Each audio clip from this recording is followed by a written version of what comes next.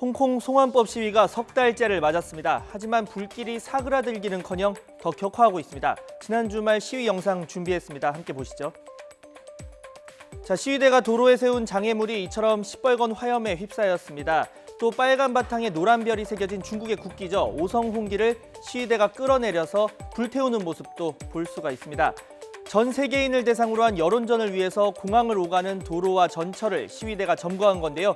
물대포와 최루탄은 물론 실탄 사격까지 등장하면서 모두 41명이 병원으로 옮겨졌습니다.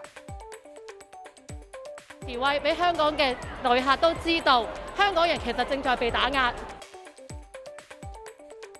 자, 오늘부터는 더 큰 혼란도 예상되고 있습니다. 의료와 항공 등 21개 부문 노동자들이 내일까지 이틀 동안 총파업에 돌입했고요.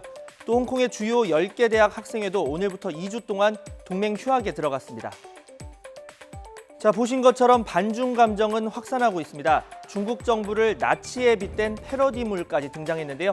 차이나와 나치의 합성어, 차이나치로 부르는데 중국 국기 속 별로 나치 문양을 이렇게 만든 겁니다. 최근 중국과 무역 분쟁이 한창인 미국의 국기, 성조기가 시위 현장에 등장하기도 했습니다. 자, 홍콩인들의 분노, 직접적 요인은 홍콩의 중국 반환 당시에 약속했던 일국 양제 원칙이 지켜지지 않기 때문입니다. 이번 송환법 제정 움직임뿐 아니라 홍콩 행정장관 직선제가 받아들여지지 않는 것도 요인 중 하나인데요. 800명으로 이루어진 선거인단의 간접 선거를 통해서 선출된 뒤 베이징 중앙정부가 임명하는데 과거 우리 군부 정권 당시 체육관 대통령과 비슷한 구조입니다. 자, 여기에 경제적인 요인도 있습니다. 홍콩의 집값 비싸기로 유명한데요. 지금 보시는 사진이 바로 이른바 홍콩의 닭장 아파트입니다. 6제곱미터가 채 안 됩니다. 쉽게 설명하면 차 한 대를 간신히 주차할 정도의 공간에서 사람들이 생활을 하는 건데 이런 주거 극빈층이 10만 명이 넘습니다. 그런데도 한 달 월세는 400달러, 우리 돈 한 50만 원 정도에 달하고요. 중국 반환 이후에 중국 자금이 유입되면서 집값이 이렇게 폭등했지만 임금은 제자리에 머물렀고 이에 따른 절망감이 시위를 부추기고 있는 겁니다.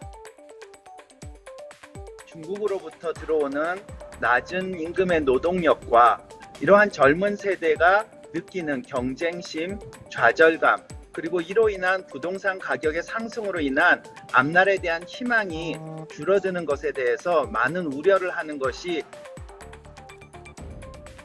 자, 과연 강경 진압이 이뤄질까요? 중국 관영통신은 폭도라는 단어를 쓰고 또 중국 특수경찰과 무장경찰이 홍콩 인근에 집결하는 내용 등을 보도하면서 일종의 경고장을 보내고 있습니다. 하지만 병력 투입은 얻는 것보다 잃는 게 많다, 이런 평가가 나오고 있습니다. 국제적인 비판은 물론 무력 진압 이후에 홍콩인들을 달랠 만한 카드도 마땅치 않다는 겁니다. 천안문 사태 때는 당시의 개혁개방 정책으로서 경제 발전을 이후에 지속적으로 이루면서 중국 인민들의 불만을 낮추는 부분이 있었습니다. 미국으로 하여금 중국의 경제를 옥죄할 수 있고 정치적으로 압박을 가할 수 있는 또 하나의 카드로서 역할을 하게 됩니다.